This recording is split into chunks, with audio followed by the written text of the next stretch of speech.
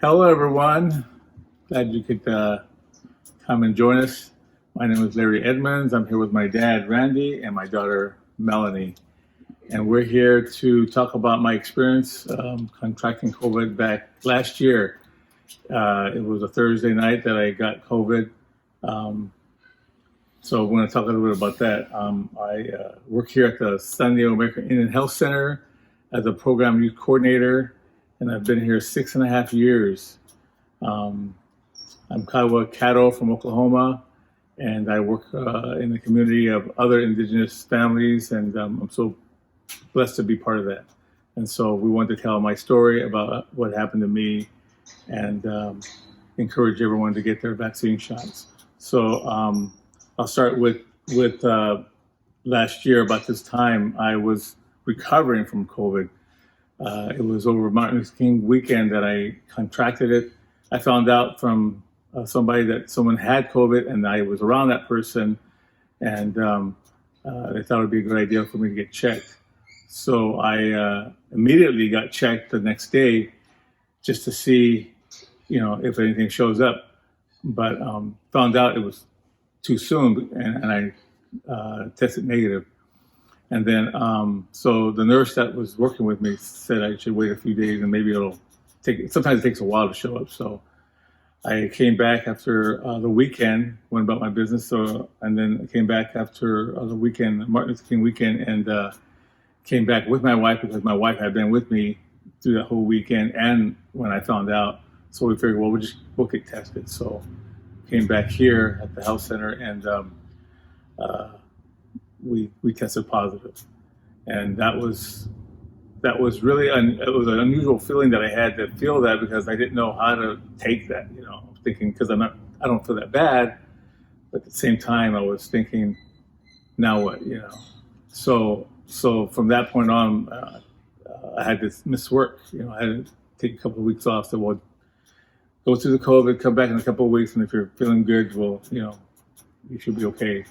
And but unfortunately, after I got tested positive, I was fine for the first day. I think the first day after I tested positive, I was doing okay. I was even doing things at the house, and then eventually I started having this cough, more cough, and then the following day I started having breathing problems, and then I talked to my daughter, and she actually told me, you should go in and have yourself looked at. So I went and called the Kaiser, and they told me go ahead and come in. So I came in, and they looked at me, took my temperature. I think I had already had a fever, but it was getting better, but I still had the breathing, and they gave me some medicine to take for it, and so then they sent me home, but they also had me download an app on my phone so they could monitor me. So I went home and with the app and the medicine that they gave me, and took that, and then the next day I had to put my information on the app, let them know where I was reading for the what they call oximeter or whatever, oximeter. Put on your finger, and then they took my temperature, and I had to put all that information in there. And the nurse called me in about an hour or two later, and she said, we saw that your readings are still low. How are you feeling? I said, well, I still feel about the same as I did, yesterday, and I haven't really gotten any better. She says, well, your readings are not improving. Go ahead and lay on your stomach for a little bit, relax, and she was telling me what to do, and then I'll call you back in about 30 minutes. So I did the same thing, relaxed, took the temperature again, and she said, no, something's not right. So it doesn't sound good. So she said, why don't you go ahead and go straight to ER, and ER, and let them know that you're here for COVID. And so I went down and got dropped off. And by then I wasn't feeling good at all because it just progressively getting worse.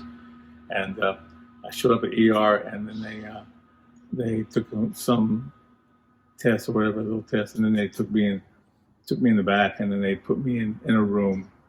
So it was then I found out, well, I guess I really got COVID now. So they had to treat it now. So I was kind of like, that was at the beginning of my COVID experience there. Something I'd never even imagined.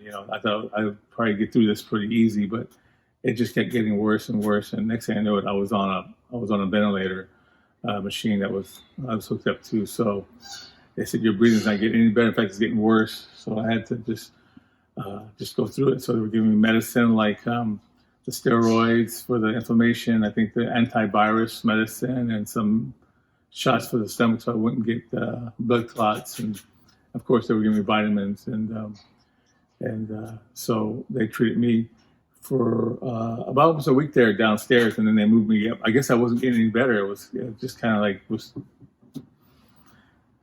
it's hard to say I was stable because it wasn't getting any better. So they got worried. So they sent me upstairs into more of some people call it VIP because they kind of treat you a little more, give you a little more attention. So they moved me up there, and then I had what do you call those therapists? It was that respiratory therapist that came up and started checking on me and set me up to where I could get more of a warm flow. It was really kind of cool because I was having a hard time downstairs, but when I came upstairs, they put me on a machine that was sending warmer air through my nostrils, and it was coming in faster, and I could breathe a little better. I said, wow, this is really nice. And so I had to do that for almost another week, and so they were checking on me. The nurses there were great, and the doctors would check on me and see how I was doing. It seemed like for about almost 2 weeks, I stayed in that room upstairs, and I started getting. About the week I stayed the same, but doing a little better. But they wanted my numbers to come down, so I would even watch them and learn a little bit more about what they were doing with me, and so eventually it did start getting a little bit better after 2 weeks. So I was there almost 3 weeks then, and it started finally coming down just enough for me to get off that warm part of it, and they would put me on a little bit lower. I guess power or whatever they do. They took the air. I didn't have to breathe so hard. I didn't need that machine so much. So they were able to help me to breathe on my own a little more without having to be so dependent on that ventilator. So, but still, by that time I was off the antivirus, and they were still giving me steroids and the vitamins, and of course, sitting in that bed for that long was hard because I couldn't even move. It was like if I got up, I would have this attack of like a panic attack where I would start having a hard time breathing. I had to sit up for a while and then catch my breath, and sometimes it would take me like 40 minutes just to calm down, and then finally get up. But I couldn't even go to the bathroom. I had to go do it the other way, but it worked out, and I just remember that it was I just couldn't believe it was so difficult. I felt it was so weak, and I just wanted to get through this, and I had a lot of encouragement from my family and my friends and prayers, and even my daughter sent me a video from everyone saying, we love you, we can't wait to see you. It was emotional. It was very touching to see that so many people out there were praying for me and that they were encouraging me just to hang in there, that you're going to be okay, And it was hard, and I just felt like I was, in a sense, I felt like I was at peace because I felt good about where I was in my life, and that I had if I wasn't going to make it, then I was okay with that because I felt like I've done a lot in my life to be in a place where I was happy with where my kids were at and my parents and things were okay. If it was my time, it was my time, and I wanted to accept that. And I think that's what made it easier for me to get through that because I didn't seem to worry so much or have so much stress, and I could just kind of relax and feel good about feel good about where I was at, but just feel good about that everything will be okay. Either way, and so, and then eventually, I guess at the 4th week, I was getting to a place where they were just having me on the tubes, and the machine was still there, but it was very low. It was at a place where I could probably get closer to breathe on my own, in about 4.5 weeks, they start monitoring me more to where I can probably get ready to go home. And I remember it was kind of nice because I think my dad and Bonnie and my daughter were all kind of celebrating with me because they're pretty much the only family besides my wife that was around that was able to see me and talk to me and call me and visit me and they even sent me food, which was really nice. Something that I didn't expect, but it was very nice to have that. And then but I got to a point where I was close to the 5th week. I was able to stand up, and they were kind of testing me to see if I could walk to the bathroom and breathe on my own, not breathe on my own, but with very little help to get me through that. And so I could just really feel good about where I was at because I was able to yawn. Even a yawn was feeling good about, I take a deep breath, and that was a good feeling. But next thing you know, they told me, yeah, let's get you ready to go home. And so I called my wife, and she made plans to come and pick me up, and so they set me up with a machine at home where I could still breathe a little bit, because I still need that machine. And so I got set to have that at home, and then have some oxygen tanks in case I needed to go somewhere. I could carry that thing around with me. But by then I was able to walk to the bathroom, and I found out that I had lost 53 pounds. No, I was 153 pounds, and I had lost 30 pounds since I was there. And my legs were just feeling so weak. I just felt like I could just barely, get around because I can't believe how much that, just in 4.5 weeks, or almost 5 weeks, I lost that much weight, and I got so weak, and but I'm so thankful to God that He was taking care of me through the prayers and family and everyone that was there, the nurses, the therapists and the doctors, everyone that was there taking care of me. I mean, I just can't say enough about them. I really appreciate what they did. And then finally getting home to my wife, and she always made sure that we're going to go do this, we're going to go do that when you get out, because we wanted just to have something to look forward to. And for her, she got through it okay. She got through it a little easier than I did, but she had a hard time too. But the COVID really did a number on me, and I'm healthy. I eat good. I live right. I try to do everything that I thought I was doing. I thought it was okay, but the COVID you just never know how it's going to hit you, how it's going to how it's going to affect you. But it was one of those things that that I didn't expect it to go that way. But I did get through it, and I got home, and I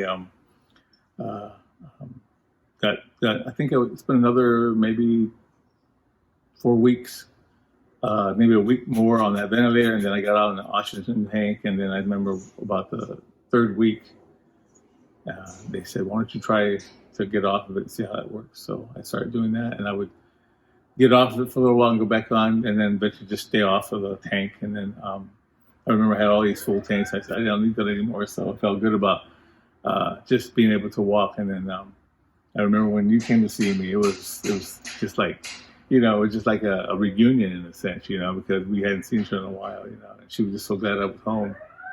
And it was emotional, and I really am thankful that I'm here today to share my story, and that I'm okay today. And so this has happened about a year ago, and so I still have problems with breathing. Every once in a while, I do too much, and I get tired. Walking up and down stairs is probably the one that kind of worked me out the most. But I'm better, and I can walk up to 2 miles now, and I can go visit. And I did get my vaccine shot about 2 months, almost 3 months after I got out of the hospital. I went ahead and got my vaccine, first vaccine, because I didn't want anyone else to go through that, but myself, I didn't want to go through that again. I wanted to at least feel safe and feel protected. And so I did get my booster shot too. So I'm in a good place, and I feel good about where I'm at. And so that is my story, that I hope that will maybe give you something to think about. It's real. It's a real thing out there, and it really does affect anybody. You never know where it's going to come from or how you're going to get it. My sister and most of my family have gotten it, and they are experiencing it too. That it's not easy. So I just pray for them that they'll get through it okay too. So. But I want maybe have my daughter here share something about what she went through with me in there too. So, but thank you for listening to my story. Mm-hmm. Yeah, so my name is Melanie Edmonds. I work here at the health center as well. I'm a medical assistant. And I'm Kiowa and Caddo from my grandpa. I definitely had an experience with, going through, when my dad had COVID and going through the experience with him, it was a lot. It was, really intense, and there's things that you go through or you hear that you don't think it's going to happen to your family, or, we're all pretty healthy. So, if we get it, we'll be okay. But with COVID, it's just a different virus. And so just kind of wanted to let you know my experience of going through it. So when my dad first got COVID, when he called me and said he had it, that was kind of shocking, but I knew that he was healthy. And, so I tried to stay positive. And then he called me, I think it was a Monday or I think. And he called me, and, I asked him to check his oxygen levels, and it was down to 82. And so I was like, that doesn't make me feel comfortable. And so I told him, I was like, you need to go to the ER. And so I ended up taking him that day to the hospital, and, they checked him out. I was waiting outside in the parking lot and just kind of waiting to hear if they were going to keep him, if, what was going to go on. And, they ended up sending him home. And then the next day he told me that they wanted him to go back to the ER. So that was hard, hearing that he had, nothing was improving and he had to go back. And then, just trying to check in on him every day. I was calling the hospital and seeing if I could talk to the doctors, and I had to go through like a whole experience to get on his emergency contact. And so like that was a whole deal, and just wanting to get information of what was going on, and just so I could understand, COVID and how it affected his body. And so I would call him and just kind of check on him, tried to have, breakfast with him in the mornings, and just be there for him, And so in the beginning, he was on 15 liters of oxygen. Well, started at 10 liters of oxygen and then 15. So that's how much his body was taking in. And then, that was the first couple, or the first 1 to 2 weeks. And then after that, he was kind of plateauing. So not necessarily getting better. They were doing chest x-rays. They were giving him medication. They were doing all kinds of things. And they ended up putting him on the high flow oxygen machine. Mm-hmm.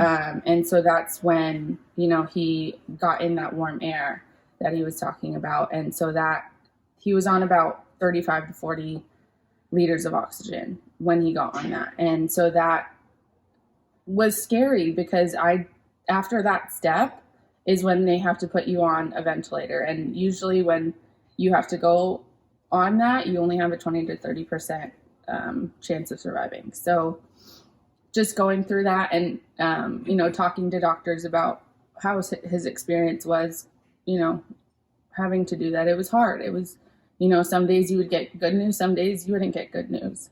And so going through that was really hard. And, I was just trying to stay as positive as I could. And I think his family being so, just supportive and trying to be there for him, I think that was the most important. And, he's always in such good spirits and, so positive. And I think that helped us as well think, it'll be okay. He'll get through this, and it'll be okay. So after the high flow oxygen machine, after that he ended up starting to decrease and not needing as much oxygen. So then he would go down to 35 or 25 liters of oxygen, and then end up taking that in. And so once that we kind of went over that hill of him going through those, having to have so much oxygen to not having as much, it was, kind of a relief to know that, we were going to get through this. And so it was a crazy experience. But so after that, he was starting to get better, and, we were sending him food. And then when I heard that he was going to go home, I was like, we were all so happy and, glad that he, went through it and he was okay, and that he was able to go home. Even if it was with oxygen, he was able to go home. And so, seeing him after, and it was hard even seeing him with tubes around his face, even when he was at home, because you could tell that COVID was still having an effect on his body. And, they did say that one of his lungs ended up collapsing while he was in the hospital. And, that's scary. You don't know those things until you have gone through it. And I think it's important for people to know that COVID is real, and it affects your body in so many different ways that we aren't aware of. And so, I'm just so happy that we get to share this experience together and, be with each other going through this. And so I think it's important for people to be aware of how it affects your body, and, and getting the vaccine. I've gotten all my 3 shots, and so I think it's important not just to keep yourself safe, but also your family. So, yeah. And, my grandpa was around too, and I was texting him all the updates and everything. And so I'm sure he has his experience as well. Yeah, I was very worried for Larry because I knew that he was in good shape, because he was a runner, exercised all the time, and was in good physical shape, but yet he was still able to get the COVID. And as I understand that when he was in the hospital, the people that were in the same status as he was, they passed away. And he was probably one of the very few people that survived the COVID-19 and was able to come out of the hospital and be with us today. And we're very thankful as a family that he was able to be physically strong as well as mentally strong and be able to fight the COVID-19. You don't want to lose your children. And I was very worried that he may have had the worst of the COVID, but he was able to fight it off and survive.